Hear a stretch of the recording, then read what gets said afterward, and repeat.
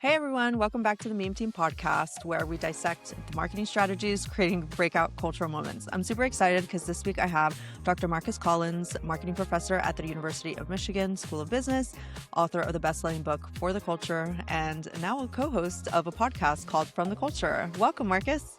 Thanks so much for having me. I'm really excited to be here. I've been looking forward to this conversation. Oh, amazing. So we're just going to hop right into it because the Super Bowl was a lot. There were a lot of commercials. There were a lot of cultural moments and touch points that we just want to kind of go into. So I want to talk about the OpenAI ad up against the Anthropic ads, which we talked about last week. Because there was just a lot of chatter on tech Twitter about it. And then we find out what the people that were actually watching the commercials online, Super Bowl people, thought about them. So OpenAI ran an abstract, aspirational 60-second spot positioning Codex as the next evolution of building, kind of tracing curiosity from childhood to AI-powered creation. And I actually really liked it. I thought that they were really tying into what AI has the possibility of being, which is something that, needs to be talked about, right? Also, I want to say that as a parent, I saw it as a response to AI is coming to change things. What should I do to, put up my child, to succeed in the next future that's coming with AI. And it was basically focus on STEM, focus on building, focus on the curiosity, let it take you where you want to go, become an engineer, learn about, science and technology, and have that be a thing that you encourage your kids to get into. And put that up against the Anthropic ads, which were basically calling out OpenAI for having ads in their in their searches in the future. And what I saw happen through tech Twitter is everyone celebrating, oh yeah, Anthropic really coming for OpenAI, and really showed them. And then we even had the CMO of OpenAI and Sam Altman both step in with huge paragraph long Twitter, posts, going after Anthropic, which I thought was the wrong response to what you want to say to a challenger, especially because, as we come to find out, only 7% of consumers know what Claude is versus the 73% that know about ChatGPT and OpenAI. So I really saw it as a punching down moment and paying attention to competitor when you don't have to do that. So would love to know your thoughts, Marcus, on this and kind of how you saw it all unfurl from where you're sitting. Well, where do we begin? I mean, Yeah. you really cast this situation in the right light. There's two things happening here. We're thinking about the market dynamics here. You've got the market leader, the distant market leader, which It's is not even close. OpenAI. Exactly, not even close. And then you've got arguably number three, Anthropic, Claude, who are trying to fight their way into the discourse of AI. And because you have these two different players in the market, they have different responsibilities. For instance, when you are the market leader, it's your job to save and grow the category. It's no surprise that OpenAI would do an ad that talks about, to your point, the possibilities of AI, what it could do when it's, the best imagination of what AI could be. That's the job of the market leader, to save the category and grow the category. The job of the market challenger is to challenge the market leader. That's it. That's their job. So if you are a distant third, if you are, have 7% penetration, or at least knowledge, 7% of the market know who you are, then you throw shots. Yeah. It remind me of, I love this. You talk about punching down, AI punching down. Well, Sam Altman rather, publicly expressing his dismay with the Claude spot. It reminded me of do you remember the Drake and Pusha T beef a few years ago? Yeah. Drake at the time is the biggest Yeah. hip hop artist, arguably one of the biggest artists on the planet at the time. And you have Pusha T, who is an assassin. I mean, he can rhyme like no other. He is an MC's MC. And he throws a shot at Drake. And you go, man, Drake, just ignore it. But no, not Drake. Drake responds back. And then Pusha T comes back with Mhm. the song called "The Story of Adonis." It was like, ooh, ooh, ooh, and people who didn't even know Pusha T now know him Mhm. because Drake engaged him. When you're Mhm. the market leader, you don't respond to the market challenger.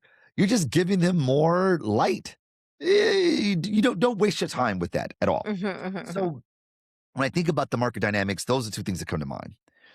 If I were to critique the execution, the strategic approach and creative executions of the spots, to me, I think that Anthropic's approach was just 10 times better because Anthropic's approach to their ad felt like they were in the group chat. They felt like they were knowledgeable and had close proximity to the discourse that people have around AI. It's overly optimistic, especially if you're open AI. It's like, hey, I Mhm. have this idea. Like, that's the best idea that anyone ever thought of.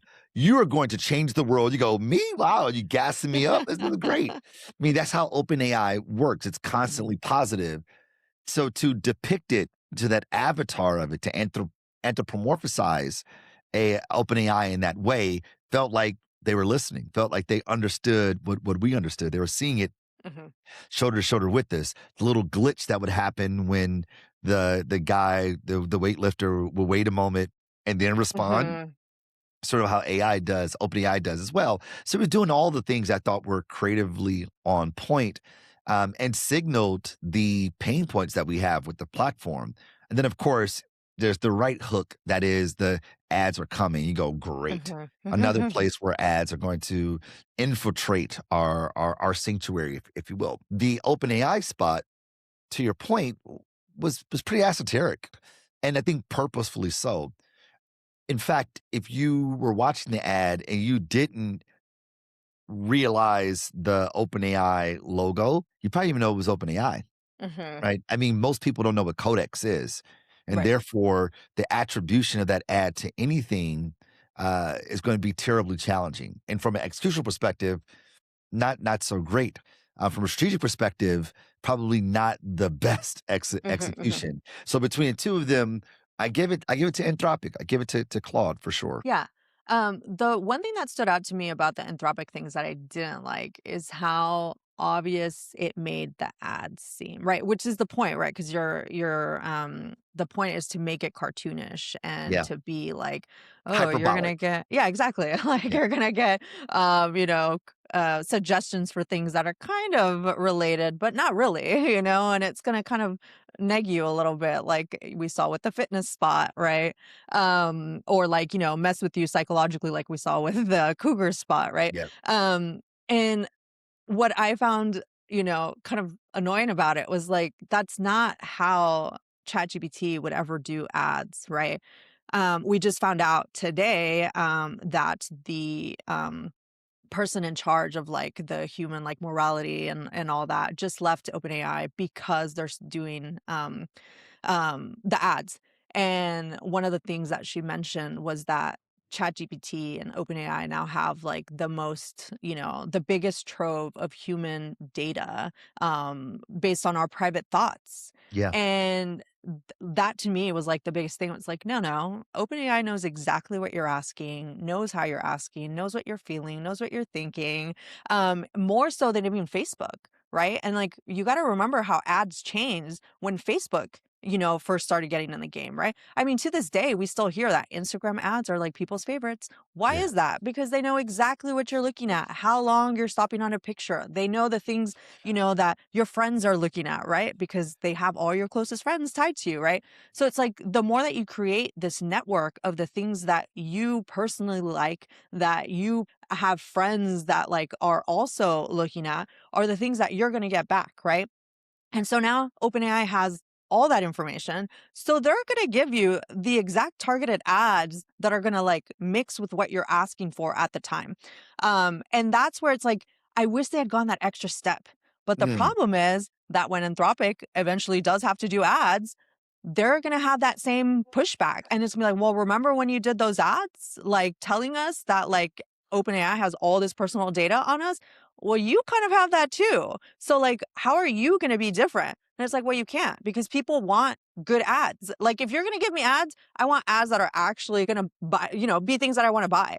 Yeah, And that's where it's like, let if you're going to be real, then be like real. But I understand. I am a tech person. I understand the, back workings of that. I'm also a marketing person. I like good ads, So that was kind of like my thinking there. And I would love to get, kind of your thoughts on that. sure. I think that here's the rub when it comes to OpenAI and ads, right? Or ChatGPT in particular and ads. To Mhm. your point, they have so much information on our inquiries, our curiosities, our interests, not unlike search in a lot of Mhm. ways, right? I think search is sort of the database of intent. Mhm. I'm curious about a thing, I have some intention to either explore it, to buy it, to check it out. And Google captures that in our search behavior. And maybe ChatGPT goes a bit further because we're we inquire more of it because it can Mhm. provide more to us.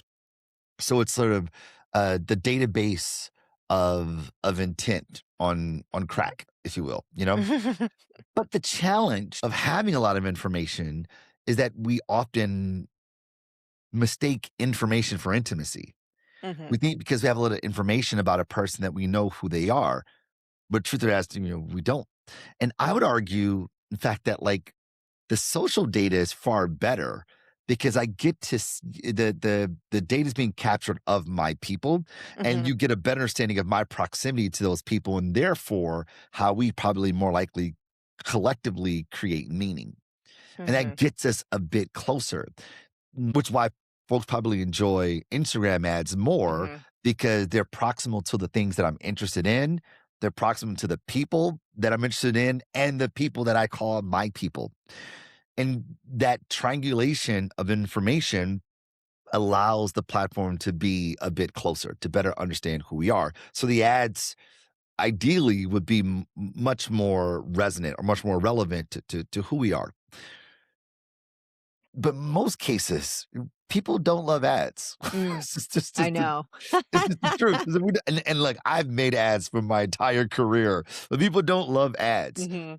What people enjoy from a content perspective is cultural production, Mhm. and the best advertising isn't advertising at all. The best advertising is cultural expressions of shared ideologies, shared beliefs, shared ways of seeing the world. Mhm. That when you create something, people go, "Oh man, I got to share this." Mhm. Not because they love the brand so much, not because they love the product so much, but because of the messaging, the communications, the film, the content is an expression of my own identity. And I share it with my people in an effort to connect with my people. Mhm. And the best advertising has always been this way, which means then if ChatGPT were to really create powerful advertising, they would find ways or leverage their database of intent, leverage all the information that they have to create productions that are of people like me. And that, unless they're pulling from some API, they don't have that connection yet, I one mean, would they're say. growing their group chat feature, right? Yes, Which I is was saying meant to that's get right. you to bring in all your friends and have That's those right. chats on there, right? We talked about this when they first were rolling it out because one of the features that I thought would be like brilliant is when you're doing like group planning trips, right? Where Yeah, it's like you're all together, you're trying to figure out things, and then you just have the like handy assistant there, like helping you out, that's do right. polls and like actually schedule things and, make the appointments or whatever. So they are heading that way, probably because they see that, right? Where it's like that social aspect to individuals is what has led, Facebook to get to where they are. So yeah, I agree that the cultural is so much more relevant these days. And we've talked about that here where it's like the companies I feel are doing like the best are the ones that barely even mention that they're like involved, right? Like some of my favorite ad spots last year were like the Nike ones, where it's like they made it about the players Yeah, and like the World Series ones where it's like you made it about them winning. And it wasn't like, well, they're all wearing Nike, like nobody cares that they're wearing Nike. It's they care that like were there and you're supporting the athletes and making them feel like their story is the main thing, right? Like compare yourselves to the athletes. Don't you want to be like them, right? Making that aspirational and stuff. And I felt similarly here about like the Super Bowl like ads, like the ones that like hit me a little bit more. Like we didn't talk about this one, but I kind of like the Budweiser one where it's you're talking more about being patriotic and like the horse, and now it's like there's an eagle, and it was just like a little more hitting on like the nostalgia than like some of the other ads that didn't hit for me, which I we'll mean, you're talk about I mean, in your you're section. spot on. You're absolutely spot on. Those things that we share with our people because they elicit emotions Mhm. inside of us. They excite emotions inside of us, whether it's surprise, whether it's anger, whether Mhm. it's joy, glee, and then we share them so Mhm. that our friends are able to engage in that Mhm. experience as well. Because in doing so, when you respond the way I expect you to respond, the way I responded, I go, Mhm. that's why we're best friends. Yeah. Right. Like it's like you share things in your group chat and you just Yeah. wait for your people. You're like, oh, that's a good one. Oh, that's Mhm, so mhm, great. And you go, mhm, see, that's why we're friends.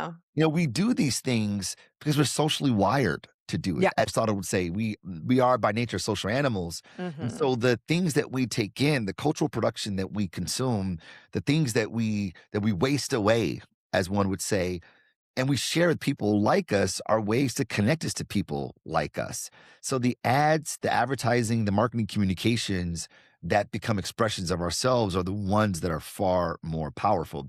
And even the Claude Anthropic spot, sharing that to people is like, it do be like that, right? Yeah. It's like, I come mean, on, it'd that's be how tech crazy. Twitter was just like, blowing it out of proportion. I mean, I did think that like the best thing that happened from it was like that identity, right? Where it's like Claude has continued building on his identity as being like for like the creatives, right? Like, so I hear a lot of marketers prefer Claude, and Yeah, then like the builders, right? They're using Claude code. So it was like that, like, yeah, like you get it, that's So right. it really enmeshed that community a lot more than the OpenAI ones did, but OpenAI is more general purpose, right? Like they're not specifically targeting just coders or like the creative class, right? They're going after everybody. And for That's me, right. it's like OpenAI is going after Google and like kind of building what that vision is for like AI. Because like right now, most of what we hear about AI is negative, right? And, like, I mean, it just is, right? And then for Claude to kind of jump on top of it and say, like, oh, ads are another thing now we have to like, have to deal with in our AI is another thing that sucks. So like that negativity aspect to it, even though it was, punching up, which is what you're supposed to do, for me was like, ugh, we're doing another like negative thing. And I've been talking about this recently because I've basically been talking about this like Monsters Inc. theory of marketing, where it's like we're stuck on like the rage floor of like trying to scare people or make them angry and elicit these like negative feelings from them, and we should be moving over to the laugh floor of like where it 10x the amount of energy that like they were creating because it was like good and joyful feelings, right? So I'm hoping that things start moving over in that direction a little bit more. But we'll But this is see. so awesome. I mean, this is so great. Like that Monsters Inc. metaphor is perfect, by the way. It's so good. Yeah, thank you. The I was interesting part watching it about recently with that, my kids and I was like, oh my God, this is what's happening right now.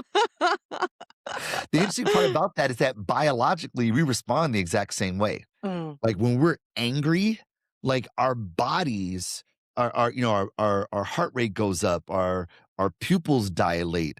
Like our bodies respond the same way mhm, when we're like overjoyed. Our pupils dilate, our mhm, heart rate goes up, our bodies respond the exact same way. So catalyzing behavior, Jonah Berger, who's mhm.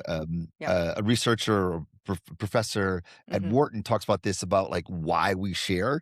He mhm, talks about like, this exciting emotion mhm, biologically does the same thing. People are super angry or super excited, but it's in the middle mhm. that where people do nothing. And it's like, Yep. oh, that's nice.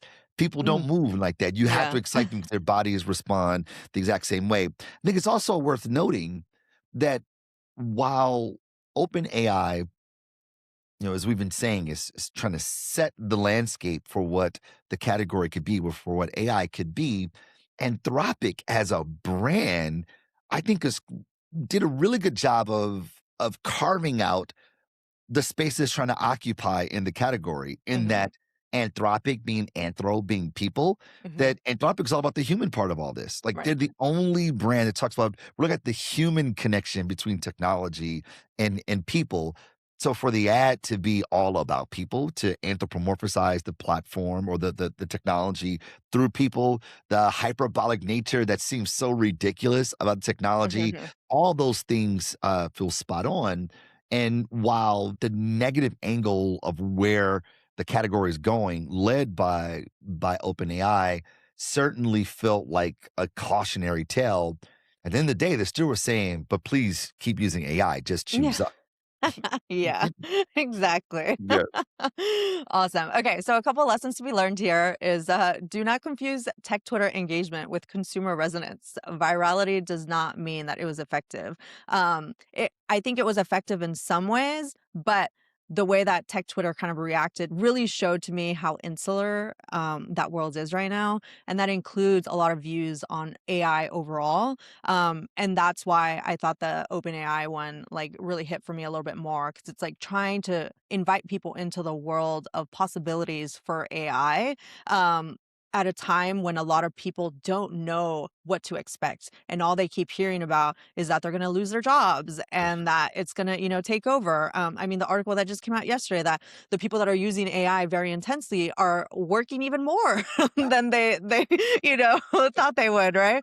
So all these things that were being promised that it's gonna, make you more effective and lessen the amount of work that you do is turning to be the opposite, right? Another lesson is that market leaders should not punch down when a challenger engages. They should have just let it be and then let these numbers come out and then show like this is why we don't even pay attention to you because 7% of people are the only ones that know you compared to our 73%, right? And then the last thing that I think that OpenAI could have done is to call them out and say that, they included in their blog, like, if we have to revisit this decision in the future about having ads in the platform, we'll be very transparent about it. And then, called them out and said, like, look, like, we have looked at every variety of of what we can do to make this a profitable business, and we know that you have too. Ads is the solution that we found for these reasons, and we'll see you when you get here, And instead there's of one honorable mention, though, one honorable yeah. mention there, an asterisk, Mhm. that if you are a leader of a company, you should probably stay away from hot takes. You should Yeah. probably shut up a little bit, because Sam Altman was the one that, like, if we ever use ads, we have hit the rock bottom and we have Uh-huh. exhausted every option available to us. And it is a sign of desperation. All the things that sounds like funny and great and headliney and Yeah. hotline on a stage, but it comes back to bite you when you Mhm. find yourself Yeah. in a precarious situation where what it's going to cost to invest in this technology to Mhm. realize its potential is way more than it's getting at the moment or have on the horizon, that we have to now look at advertising, which basically underwrites everything on the planet. Then you should probably kind of keep the hot takes at a bare minimum, because they can Yeah. come back to bite you. Exactly. Awesome. So let's talk about Levi's. Levi's has been out of the Super Bowl for over 20 years. But this year they made the decision to debut a new campaign. Considering the fact that the Super Bowl is happening in San Francisco and Santa Clara, so San Francisco, Mhm. which is where Levi's is based, it's on their home turf, and the stadium bears its name, Levi Stadium. Levi's Mhm. goes, okay, we're going to do this. And they sort of come out of their Super Bowl hibernation and they launch a new spot called Backstories. The spot is a film that shows Levi's in action, features a lot of celebrities, past and present, that Mhm. yet they don't explicitly show who those celebrities are. Instead, what you see is their backside. And of course, there are lots of butts. And on Yeah. the butt is the distinctive brand asset that is the Mhm. red tab, unique to Levi's.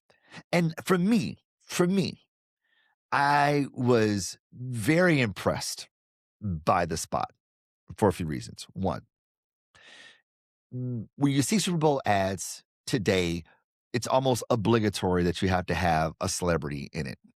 And oftentimes the brand is actually fighting for for dominance in the spot, right? So that it doesn't become the Matthew McConaughey spot or the so and so spot, but it's the brand that featured this thing. And it's always this sort of dance. And usually the bigger the celebrity is, the more overshadowed the brand becomes. But here, Levi's brilliantly leveraged celebrity, but ensured that the brand was front and center, quite Really. literally. The other part to it, and you'll appreciate this having the tech background that you do, I got real Apple iTunes plus iPod silhouette, dancing Mhm, silhouette vibes. And I was like, this reminds me so much of that, mhm. where the people, even like Apple did those spots with U2 and Coldplay and Eminem and Wynton Marsalis.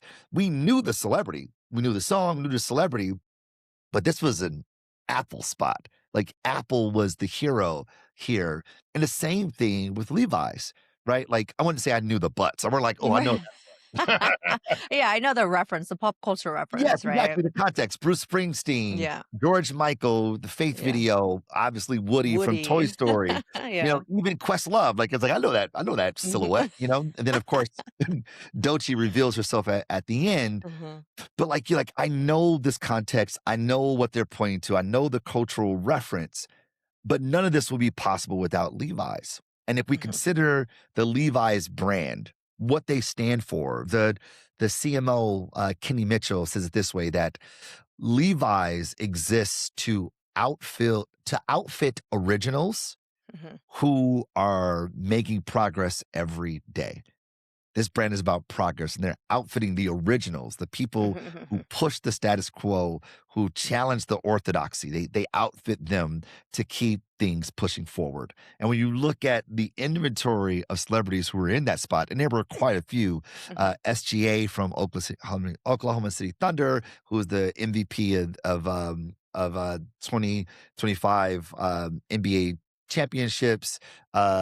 Rosie from K-pop superstar. Like you mhm, have all of these things here. You mhm. go, man, the fact that they were able to pull off this Avengers like Yeah, spot and still maintain the integrity that this is a Levi's brand. Bravo. It yeah. was like slow clap. I was really, really impressed. I thought it was one of my favorite spots of the night. Yeah, I agree. At first, I didn't like catch on until I started seeing like more butts, and it was funny because at first I was like, oh, that's like butts, butts, butts, and I'm like, oh, I get it. Like it's the Levi's brand, the red tag there.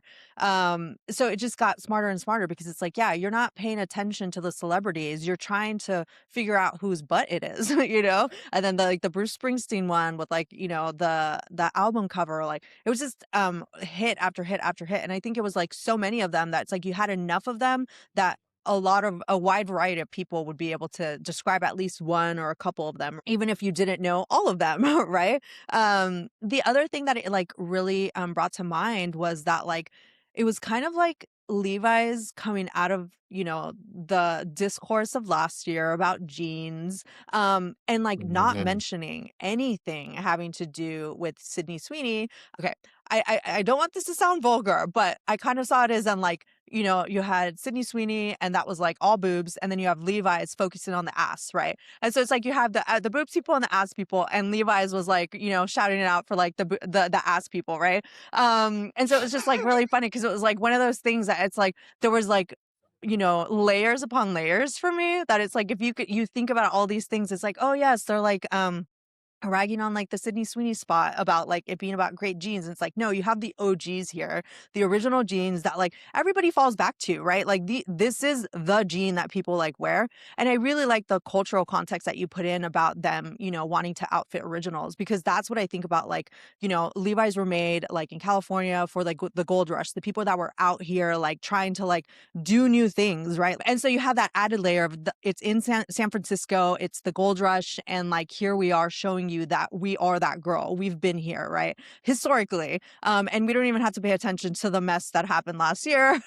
It's just about us and like, the defaults of like the celebrities that wear us just on their own. We don't even have to like, and get them to like, create, Sydney Sweeney jeans or whatever. Though of course they did do the collaboration with Beyonce. I don't know if it was last year or the year before, right? That is one person I was missing from this video, from this commercial. But I figured she probably you know, wanted either to be like herself or to get paid a little bit too much more. And like this is a collective thing. We don't want it to be like one person outshining, the rest.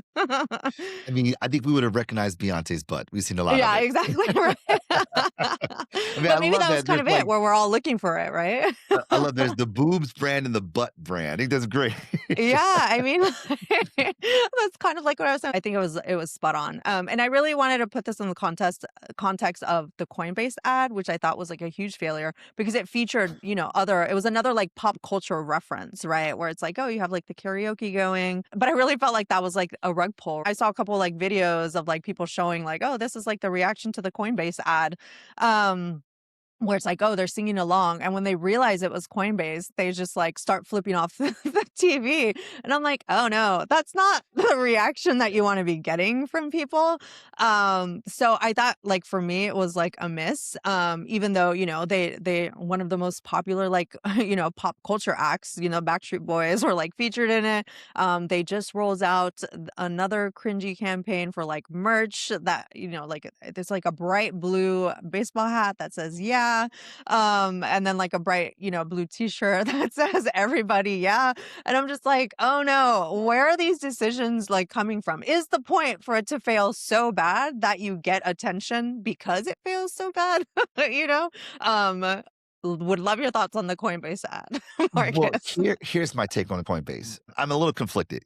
I think that the execution was questionable, no doubt. However, I I was really intrigued because I felt like Coinbase understands where Super Bowl ads are today. Mhm, We are in a world of Super Bowl ad creation where the expectations are so unbelievably high mhm, that it's almost impossible to satiate the demand. It's because the media landscape is so challenged, it's so fragmented, it's so saturated on the other 364 days of the year that like marketers have to be like creating Super Bowl ads on a regular Tuesday just to break mhm. through, just get people talking about a thing, just to get on people's cultural zeitgeist. Mhm. People watch Super Bowl ads go, this could be ran on a Monday night football. Why are you Yeah. running it now? And it's like, fam, do you know how hard it is to impress new people? No, I don't think they do actually. Yeah, it's terribly That's like difficult. inside baseball. And 100%. And I've made a lot of Super Bowl ads, Mhm, and, like, there is a brief. There's not a formula. I call it more of a calculus, but there's a way of briefing for a Super Bowl spot. The mhm. expectations of what you have to bring to the table are much higher, but we have reached a point where the traditional means of approaching the brief for Super Bowl are now being eclipsed by the expectations of it. Coinbase, in my opinion, said to themselves, let's break the brief. Them breaking the brief got them breakthrough. Mhm. And I'm like, that's the it. Now, look, execution questionable, but they nailed the execution 2 years ago. I don't know if you remember I 2 years ago, remember had that ad too, the ping the pong bouncing thing. cutie QR code, felt very nostalgic.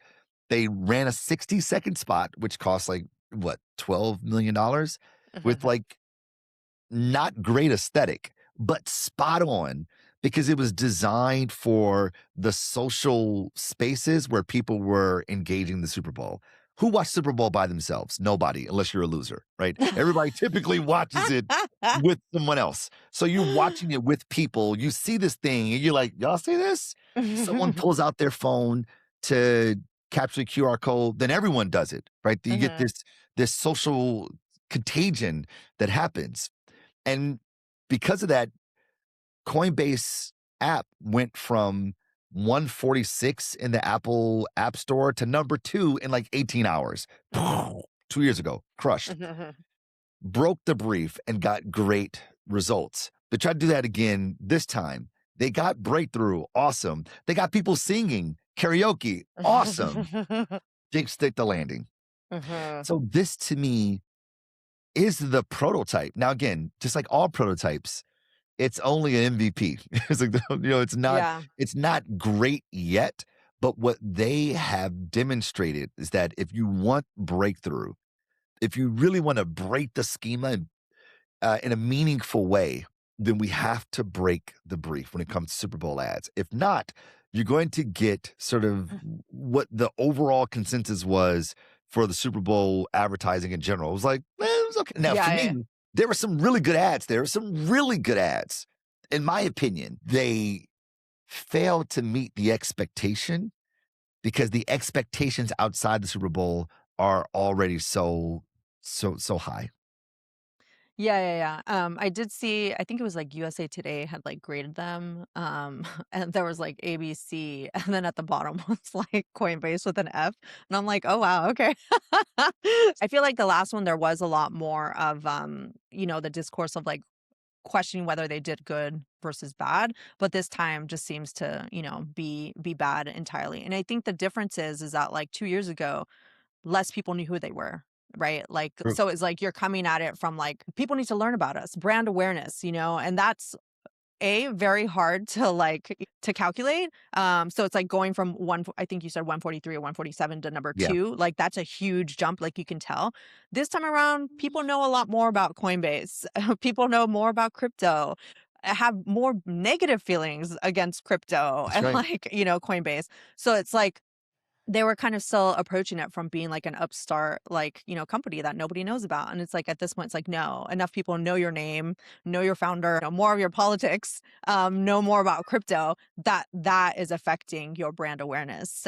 So something for them to kind of like reflect on for if they want to do it again in 2 years. 100%. And like 2 years ago was sort of like the crypto bowl.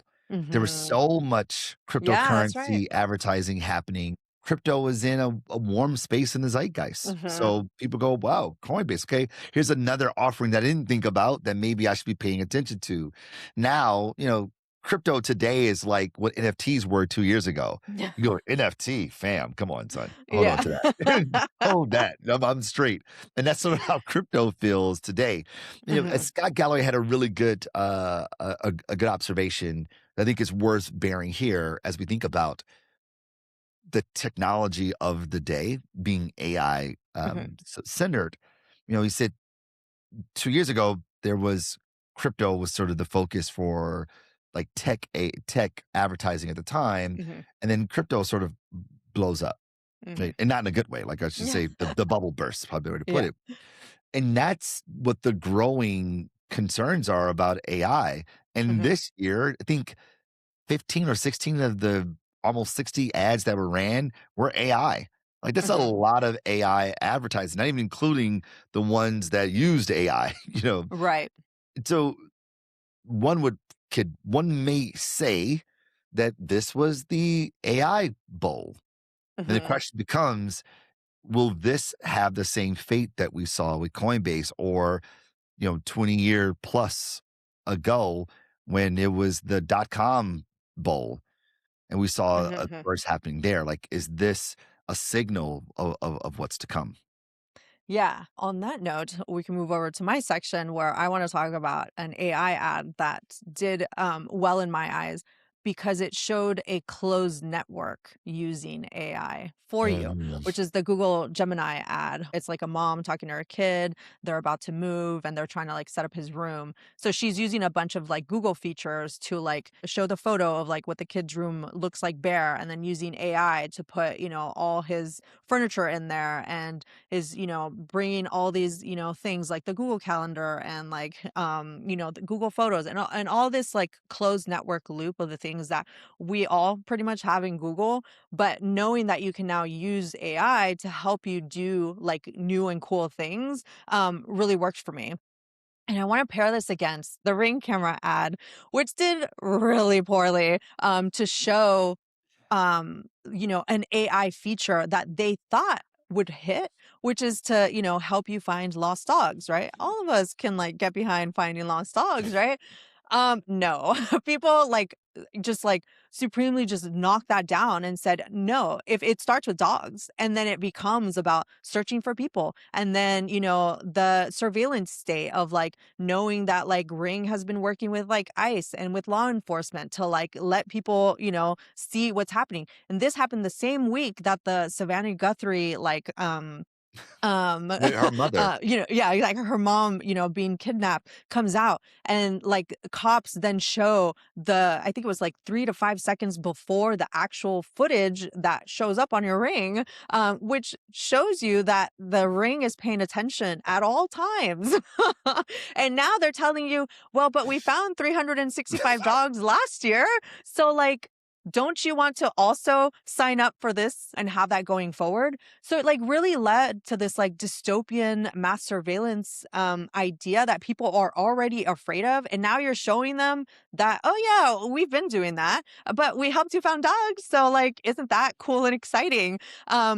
And so like most of what I've been seeing is people saying like, this is super terrifying and it's insane. And like, I'm never going to get a Ring camera now, or I'm going to opt out, because that was another thing. People are like, oh, wait, so this already exists? And it's like, yeah, sure enough, it does. You have to go and opt out of it, for it not to be like, working for you. So it's like this huge miss, because I think they showed their hand a little bit too much. It's like when hear those horror stories of like Target sending like a teenage girl like a pregnancy direct mail, like Yeah, the discounts, yeah, yeah, the the discounts, circular, right? And yeah. then the dad being like, "Wait, what is this for?" And then finding out that, oh, these companies are tracking more information about us than like we A knew, or B would like them to do. And here they are showing their hand in a very like the widest audience possible, so it's like a huge miss for me. And I think it was one of those things where they inadvertently showed their product. Both of them did, right? Google Gemini was showing like, hey, this is how AI has, slowly, come to function in all Google, platforms. I think a thing that we didn't mention earlier was when you were talking about number one being OpenAI and number three being Claude, is that number two is Google Gemini, right? Which means that they've slowly started taking that market share from like OpenAI very quietly, very slowly, but like they're getting there. And I think by them focusing on like what they do best, which is like, we have your email, we have your calendar, we have your Google like photos. You trust us for these things. Here's what you can do with them in a closed like loop network. Don't you trust us more than like these other like companies?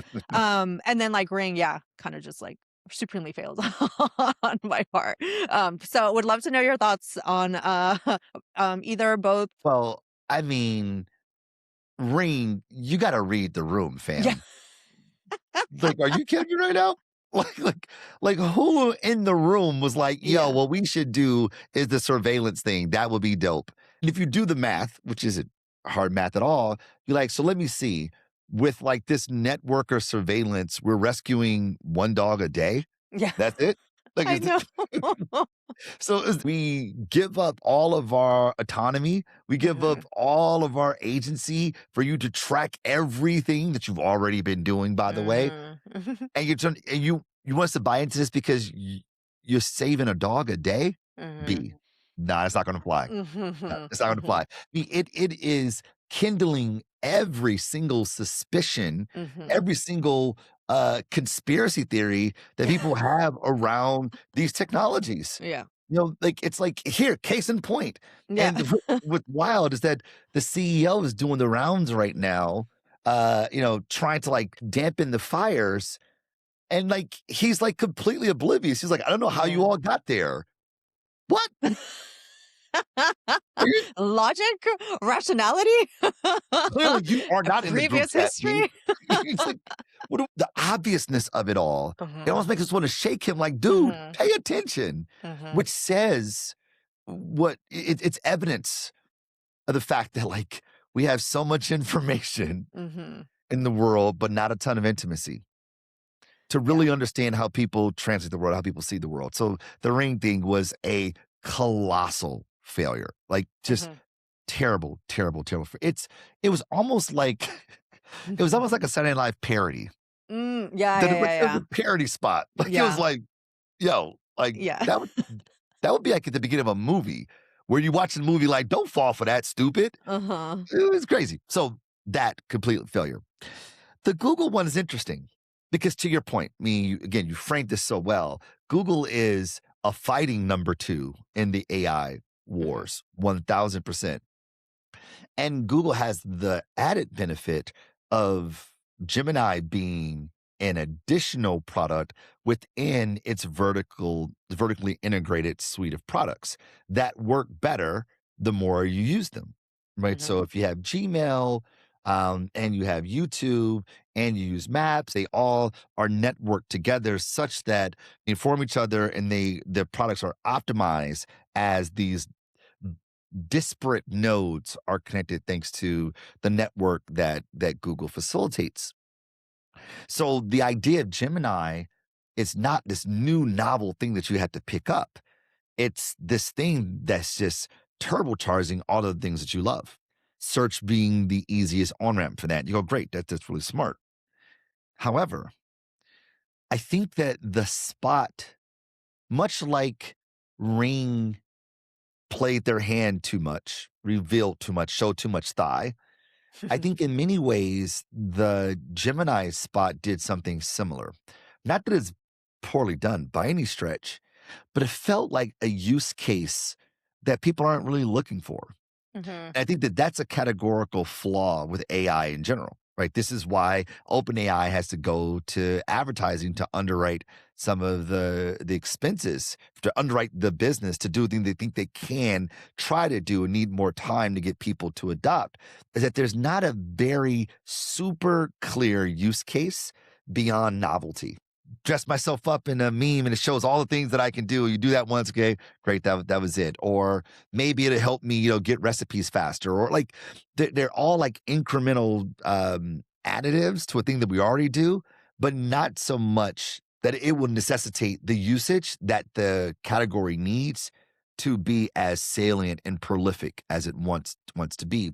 And while the spot was heartwarming, I was trying to figure out, like, did something happen in the family? Did, like, someone pass, or was this a signal to, the LA fires, and that's why Mhm. they had to move? So, like, I was still kind of figuring out, what the impetus of this move was, but outside of that, like, it felt warm, and Mhm. Google has always done this really well. Mhm. Google, I would argue, is the best at finding the humanity in the technology. I think Dear Sophie, I think the Paris engagement with the Really? search, Oh, like, the Dear Sophie, I feel like had the opposite effect of like, why wouldn't you write something heartfelt and meaningful to people, to your to the Olympic like person that you say is your hero, I felt like that one was like, no, that's not what we want AI to do, because it was taking the humanity away from like you as like like what you would do normally, and have AI take over, like, for you. see, Dear Sophie for me was like, hey, we already capture photos and videos Mhm. of our kids coming of age. Imagine if you emailed it to them. Mm. Done. Like, that's exactly what I did. Like, when Yeah. my kids were first born, I fell off, but like my kids first born, Wait, are we talking I about the same one? Is that so I'm Dear, talking about d Dear yeah, Sophie is this the might be a one, like, different one. yeah, Dear Sophie is like almost 20 years ago, 10 years Okay, ago. so no, no, never mind, Yeah, sorry. yeah, They had yeah. the spot, I think it was 2 years ago, where they Oh, had the yeah, yeah. kid write, like, a letter to I think it had for the last Olympic spot. Yeah. So No, my Dear mistake, my Sophie mistake. no, Dear Sophie's about a dad Yeah. who's, like, capturing all these Mhm, moments mhm. of his Yes, I baby remember this girl now. Mhm, growing up, mhm, and, mhm. like, he takes all the photos, all the videos, and then he emails it Yeah. to her so that when she's older, she gets access Mhm. to them. It's like, Yeah. Yeah, that's heart, definitely love. yeah. So that So was good. yeah, when they do that sort of stuff, like, that makes total sense, and I think that was for me when they did the Olympic spot 2 years ago, Good. um, that was, like, a miss because it was like, "No, Good. no, you don't wanna show AI Okay. taking over a Exactly. real human moment." Um, Exactly.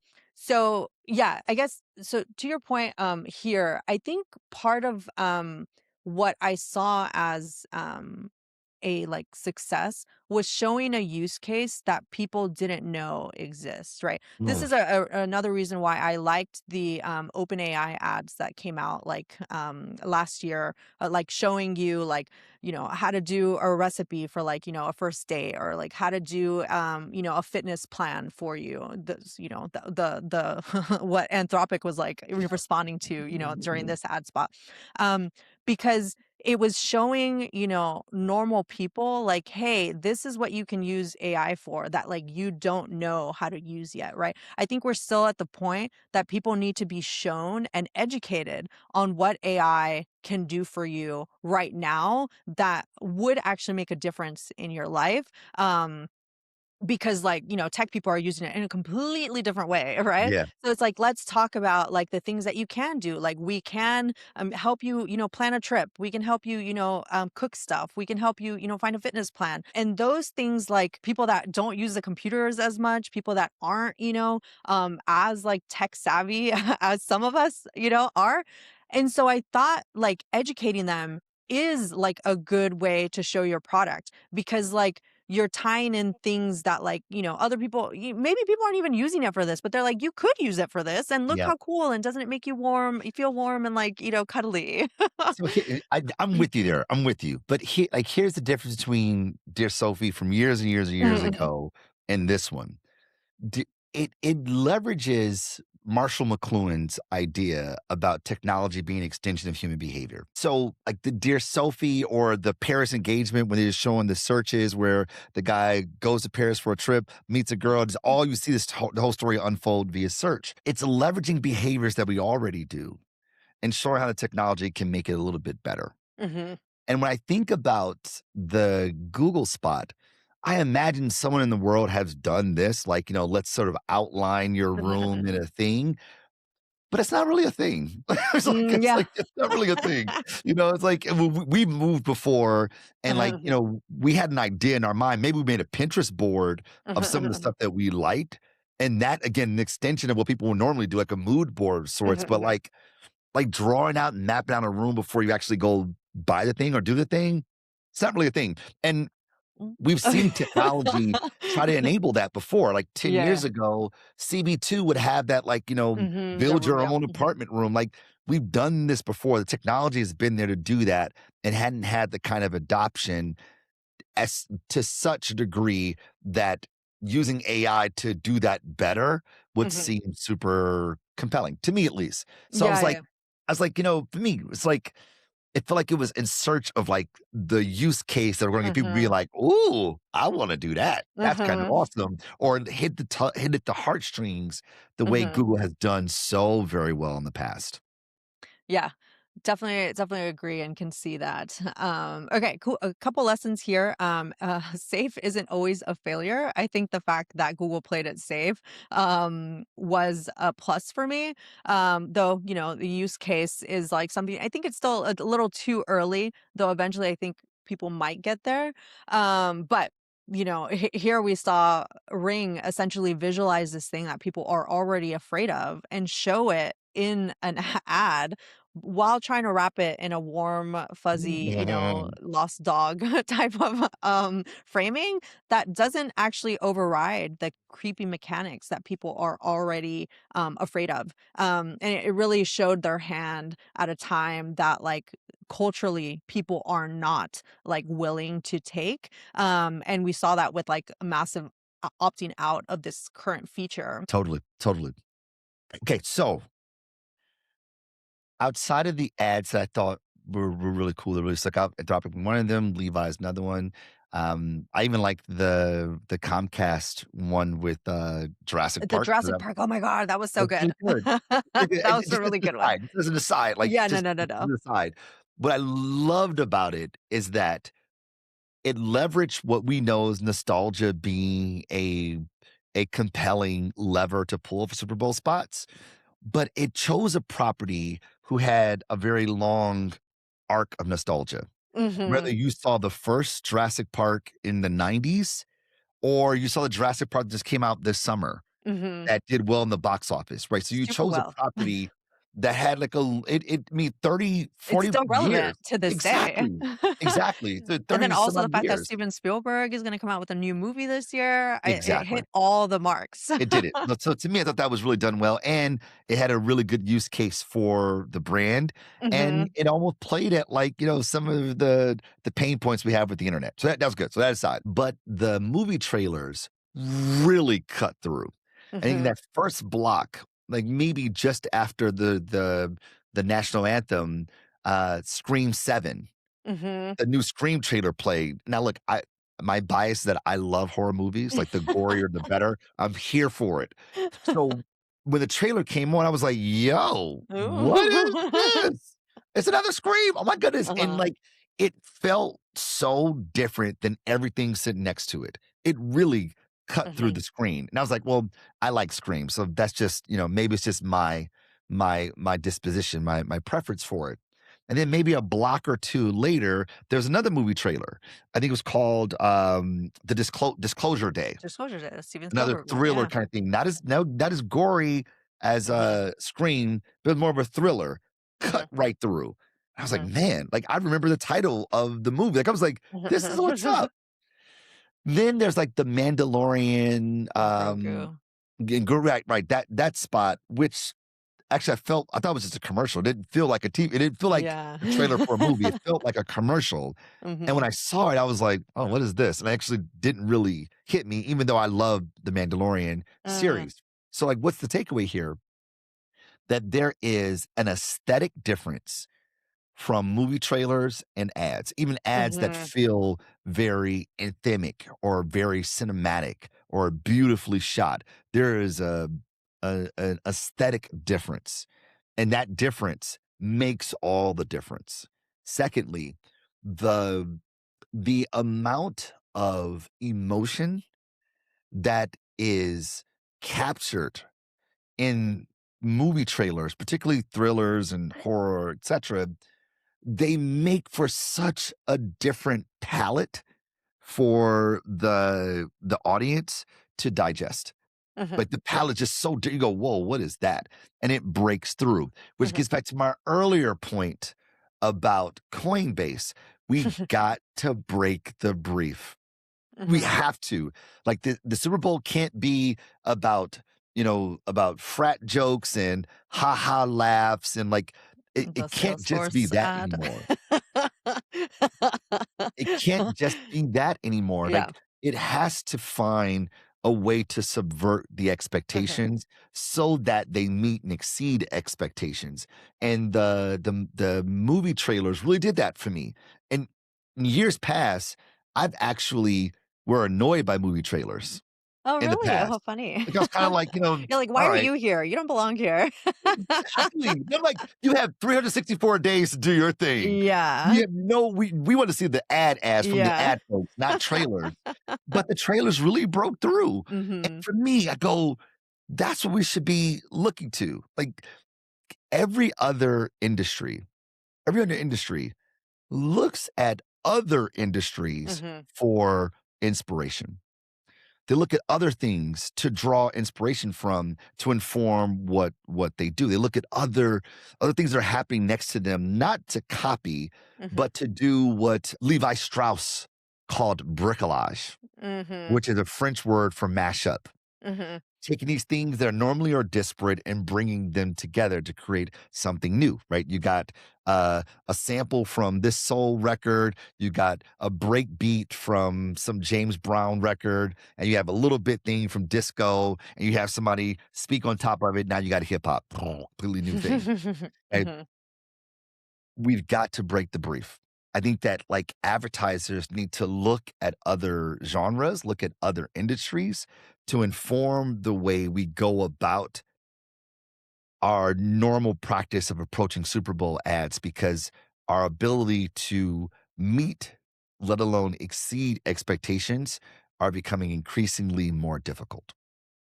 Yeah, I think for me, the movie trailer was the one I was most looking forward to is Project Hail Mary, which is coming out, next month in Yeah. March. And I'm like, I want to see that. I read the book, loved it. So I've been, waiting for it.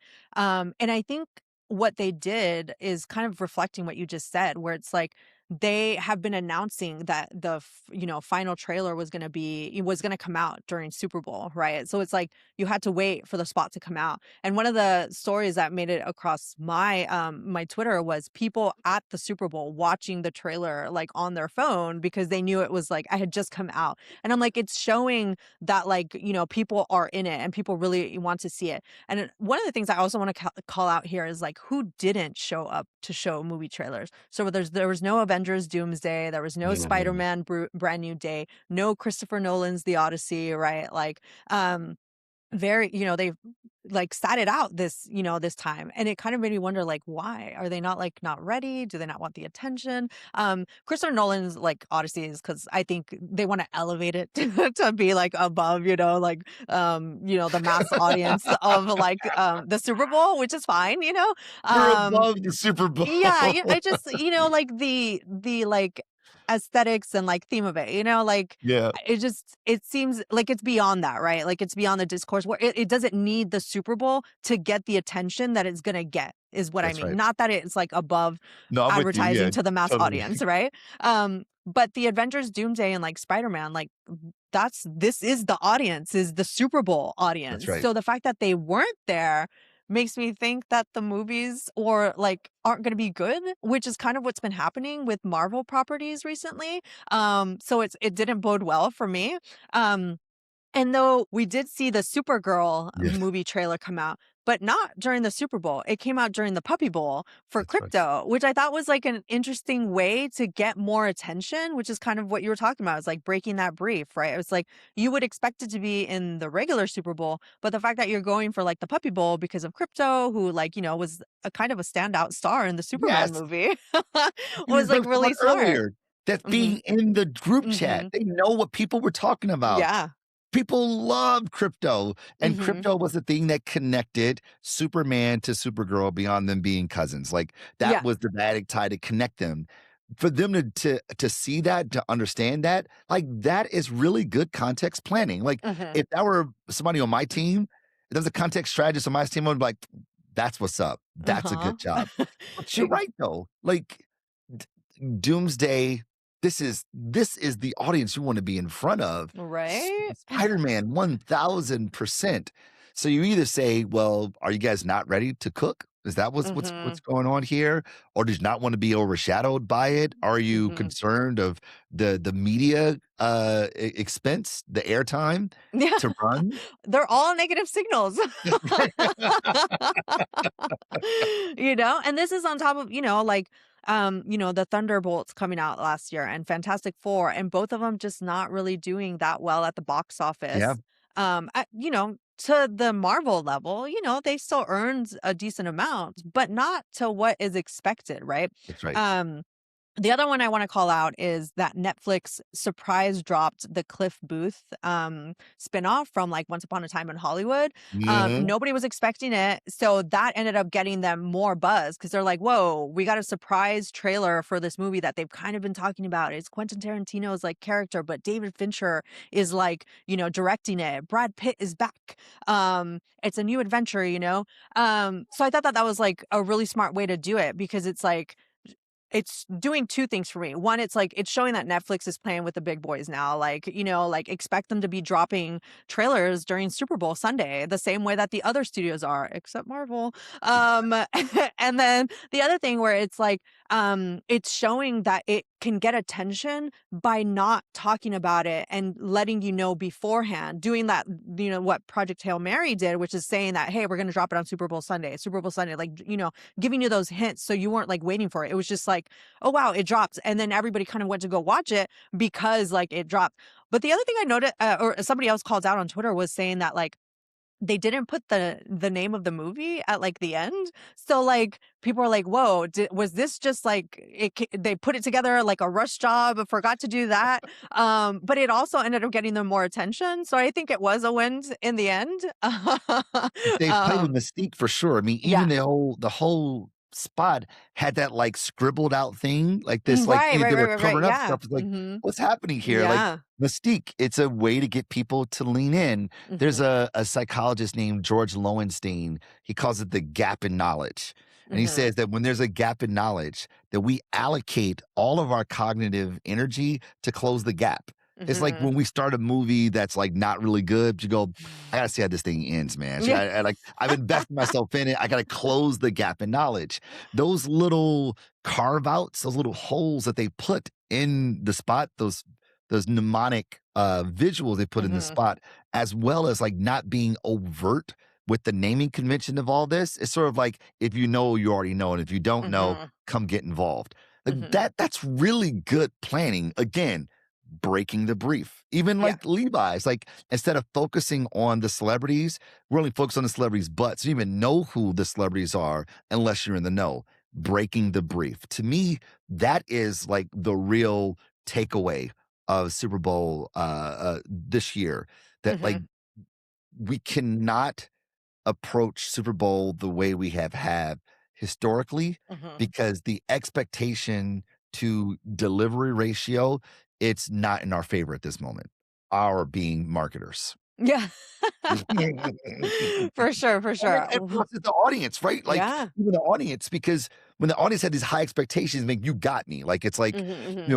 I'm gonna be more critical of the spots because I'm waiting for it. You got my Mhm. attention, right? I'll watch a 60-second spot and be like, "Whose ad is this?" Mhm. Where any other day, if I don't know who you are in the first couple of seconds, like, I'm out of here. If I'm not hooked, it's almost Mhm. like, I mean, I suppose this is further exacerbated through our media consumption that are social Mhm. networking platforms. Like if you're creating content on Instagram or TikTok, the first thing they say is you need a hook. Then you need a second Mhm. hook, then open up the hook, and you need another hook. Like it's you constantly hooking the whole time, or people will scroll away. That's what advertisers are fighting on a regular basis. Super Bowl, people are like, all right, I'm here. And Mhm. because I'm here, you better wow me here. Mhm. So the Yeah. expectations, we don't meet expectations. The delta between reality and expectations is disappointment, not only Mhm. for the advertisers, but also for the audience. Yeah, definitely. That's a perfect segue into the takeaway section. I think you're spot on about that.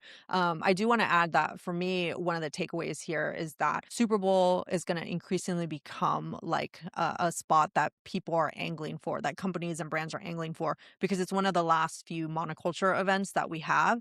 But I think Mhm. that's going to start expanding outward because there's only so many spots and so much attention. So now other brands are going to be looking at different types of events. I'm positing that it's going to be like